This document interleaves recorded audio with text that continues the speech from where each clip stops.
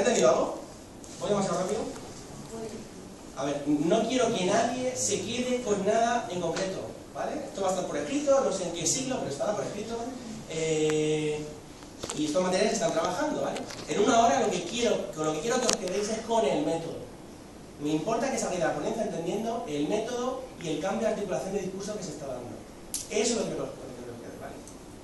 ¿Vale? Lo demás, los nombres, la referencia, la movida, tal y cual, eso ya estamos trabajando. La calma que trabajar en el día. Entonces, segundo capitulito. Eso es feminismo, primera hora de feminismo, la problemática del feminismo de igualdad y feminismo liberal, feminismo socialista.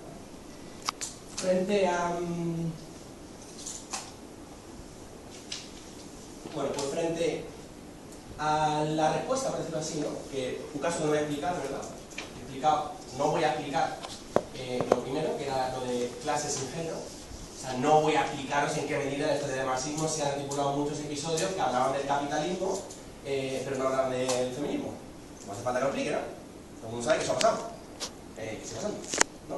Simplemente doy una referencia histórica para que entendáis, ¿verdad? Las dos horas teóricas fundamentales sobre esto, y da un poco de rabia porque son dos tíos, lo cual hace a veces a la gente creerse que es que son los dos padres del feminismo marxista, y eso no es cierto. Porque serían impensables si no fuera por toda la aportación de todas las generaciones de feministas marxistas mujeres que están invisibilizadas en la historia. Pero es verdad que estas dos obras surtieron el efecto al final de sistematizar el conjunto de reflexiones feministas de la historia marxista y heredarlas en la historia. Es verdad que eso sí lo ocurre. A ver, que nadie diga que los padres del feminismo marxista son Weber y Engels, ¿vale? Estos son los mejores referentes del feminismo marxista. Por cierto, si queréis que os haga una tabla, así en un minuto, solo por curiosidad, para que vayáis investigando y vayáis viendo por dónde van los tiros, ¿verdad? Si queréis que hagamos la tabla de los buenos y los malos, pues... socialismo utópico, Lacrac, Fratistán, la primera internacional. Segunda, contexto de tránsito, primera, segunda internacional, Clara Zetkin. En este contexto, bueno, perdón, yo me he saltado un paso. Referente tía, Fratistán. El referente que mola de los tíos, Fourier. El crack. ¿Vale? Falansterios eran más feministas, ¿vale? Que lo que puedes. El diseño original de los falansterios es radicalmente feminista, ¿vale? Contexto socialismo utópico, ¿vale? Tránsito, primera internacional, segunda internacional. La tía de referencia, Clara Zetkin, claro. El tío potente, los tíos potentes, Weber y Engels. Los cracks. Contexto de la tercera internacional, la tía, Contra. La tía. Referente de tíos positivos, tercera internacional, evidentemente. ¿Vale? La tabla de los malos, ¿vale? La tabla de los malos, de nuestros malos, Esto no se dice, ¿no? Será un hijo de puta, pero es un hijo de puta, ¿no? La tabla de los nuestros que la cagaron. Primera, socialismo utópico, primera internacional, el peor de todos. Proudhon, el peor de todos, un misógino recalcitrante. Defensor explícito de que la mujer se quedara recluida en casa y que no se incorporara al mercado de trabajo. Defensor explícito, ¿vale? Segunda internacional, el peor de todos. El otro peor de todos, La Salle. Horroroso. Y tercera internacional, Emma Fumejo. No me atrevo a decir. Emma Fumejo. Tengo mi nombre, pero no es Emma Fumejo. Es decir, como no lo puedo desarrollar bien, ¿no? Pero Emma Fumejo. ¿Alguien se menciona quién es? Bueno, no sé. Como esto implica una evaluación histórica compleja, y no comparto en absoluto participar de la leyenda negra del feminismo y la demonización que el capitalismo ha hecho de eso, esto, si no lo puedo explicar bien, lo explico, para no participar de la leyenda negra. Cuando podamos hablar con tiempo de ese tema, lo digo. Bueno, eso para que tengáis la tabla de buenos y malos, será simplemente un momento de publicidad, ¿vale? Buenos y malos, ¿vale?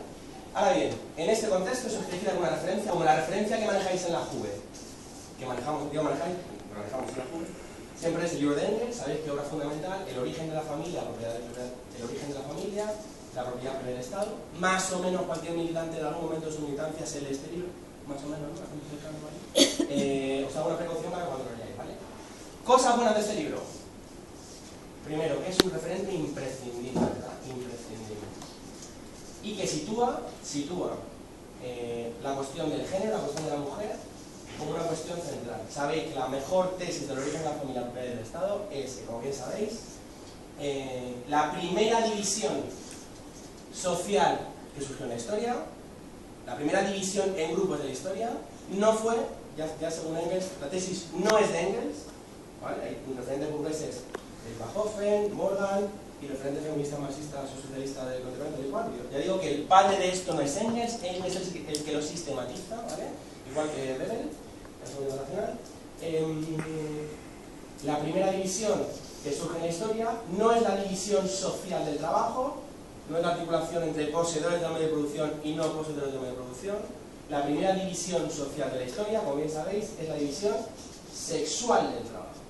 Y que antes de que existieran clases sociales definidas en función de la posesión o no posesión de la medio de producción, es decir, ¿no? Es la división social del trabajo, surge en la historia primero la división sexual del trabajo.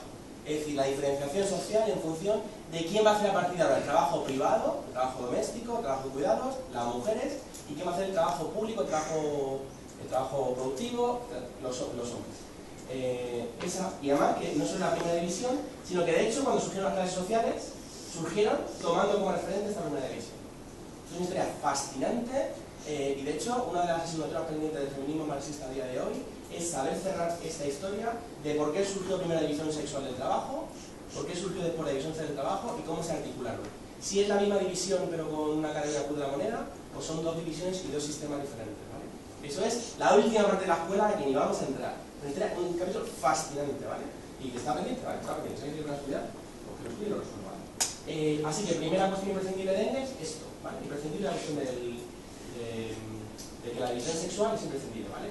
Y con esto, y por ir muy rápido, si me permitís una referencia retórica un poco de Buta, por provocando, bueno, pues la conclusión política de esto, ¿de qué va? Bueno, pues que cuando os encontréis con un zorrocotroco ML de estos en algún foro comunista, ¿vale? Esto es puro, ¿verdad? Guardianes de la ortodoxia, la pureza y...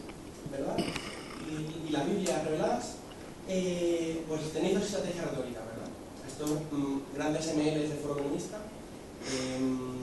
le podéis decir dos cosas, ¿verdad? Que no son feministas, le podéis decir dos cosas, ¿verdad? La primera cosa que le podéis decir es, camarada, eres un gran ML, ¿verdad? Eres un gran marxista, eres un gran leninista, pero tienes un pequeño fallo, y es que no eres feminista, ¿verdad? Un fallito, te falta un complemento, ¿verdad? Te falta ahí un complemento importante, ¿eh? No hay una parte importante, ¿verdad? Te falta una cosa. Bueno, si le decís eso resbala como la lluvia, ¿vale? O sea, que está orgullosa de defender un marxismo que excluye el feminismo, lo que hace es reforzarla cuando le dice que le falta feminismo. Sí que le está dando razón. Se siente orgullosísimo de que le digas eso. No, sí que estoy orgulloso de ser así. Hay un intento retórico, pues un poco más útil, a mi modo de ver, un poco más eficaz a nivel retórico, pero no polémico, que decirle, ¿no? Es que si no eres feminista, si no has asumido el feminismo, no es que seas buen marxista pero te falta el feminismo. Es que si no eres feminista, no eres un buen marxista. Es decir, que si no eres capaz de pensar cómo se articula el género, no es que no puedas pensar la situación de la mujer, es que eres incapaz de pensar cómo se articula el capitalismo. Y solo por un ejemplo contemporáneo. Es que si no eres capaz de pensar la cuestión de la mujer, por ejemplo, la proliferación, la especialización de todo un sector de países periféricos en la especialización de envío de mano de obra femenina para la realización del trabajo de cuidados en los hogares de las mujeres burguesas o de la ex trabajadora insertas en el mercado de trabajo que tiene una chacha migrante en su casa. Si no eres capaz de pensar la situación del trabajo de las mujeres, no es que no puedas pensar la situación de las mujeres, es que eres incapaz de pensar la división internacional capitalista del trabajo y la articulación del capitalismo en su base imperialista. Es que si no eres capaz de pensar en las mujeres, no es que no puedas entender lo que pasa en las maquilas de producción ultra especializada textil de mujeres en Asia, ni el feminicidio de mujeres en Ciudad Juárez, en México. No solo que no puedas pensar eso, es que no puedes pensar cuál es la función para el capital que tiene todo eso. Y es una especialización de mano de obra femenina y, por ejemplo, la refeminización de la mano de obra en el contexto del capitalismo contemporáneo. Es decir, que sin feminismo no es que no puedas pensar el patriarcado, es que sin feminismo no puedes pensar bien el capitalismo. Por tanto, la cuestión no es que seas un buen marxista pero no seas feminista, es que si no eres feminista, eres un patético marxista. ¿Vale? Y yo siempre lo remato diciendo, y no lo digo yo, es que lo dice Engels. Porque además le podrían decir, no, y léete Judith Butler, ¿no? Alguna feminista que diga, alguna combo, ¿no? Léete a alguna feminista, no, pues lo remate diciendo, y no te leas una feminista, léete a los clásicos del marxismo. Y ya le revienta, ¿no? Hace que implosiona por dentro. Bueno, pues eso. Lección tal, tal. Y lección negativa, Primero, la perspectiva teórica de Engels está superada, ¿vale? Esto hace que el libro de Engels sea imprescindible, es un clásico inolvidable. Ahora bien, el libro de Engels es insuficiente. Que nadie lo lea en 2014 como si fuera la Biblia. Porque flaco favor hacemos al marxismo, primero si tenemos una relación con los textos como textos revelados, y segundo, encima cogemos como texto revelado el más superado. No cagadas, ¿vale? ¿Por qué digo esto? El libro de Engels tiene dos fallos. Uno, bueno, pero naturales, comprensibles. Es que en la época de Engels el material etnográfico, antropológico, historiográfico sobre las sociedades primitivas estaba muy poco desarrollado. Pero naturalmente la ciencia etnológica, antropológica ha superado el planteamiento, ¿vale? Entonces, primera idea, el material está muy superado, ¿vale? Pues la cuestión del matriarcado, un montón de cosas que no puedo entrar, ¿vale? Las referencias del libro de Engels están muy superadas, y no por nada de fuera, por la propia ciencia y por el feminismo marxista, que como buen feminismo científico, igual que feminismo científico, pues se avala en las aportaciones contemporáneas de la ciencia, porque si no hacemos ideología. Y segundo, porque en el fondo eso a nivel teórico, y segundo, porque a nivel práctico, el libro de Engels, o las tesis de Engels, siguen basándose en una excesiva confianza en que la inserción de la mujer en el mercado productivo, en el máximo de la producción, iba a suponer por sí misma una desaparición de la desigualdad de la mujer. ¿Vale? Que parecía que en cuanto hicimos la revolución socialista y acabamos con las clases sociales, se iba a acabar ya el problema de género. ¿Por qué? Porque claro, como la mujer se iba a insertar en el mercado de trabajo en igualdad con el hombre, todo lo demás iba a acabar. Bueno, pues no, ya se ha demostrado y hay experiencias socialistas de sobra para avalarlo, que el patriarcado, el sistema de discriminación de la mujer, ha sido bastante más fuerte que todo esto y que efectivamente hemos vivido ya experiencias socialistas con un claro componente patriarcal y machista. O sea, que no es suficiente pensar que con acabar con el capitalismo se va a acabar la cuestión del patriarcado, como bien conocida. Esto, el error práctico de Engels. El error teórico es más complejo, pero lo veréis con cuidado.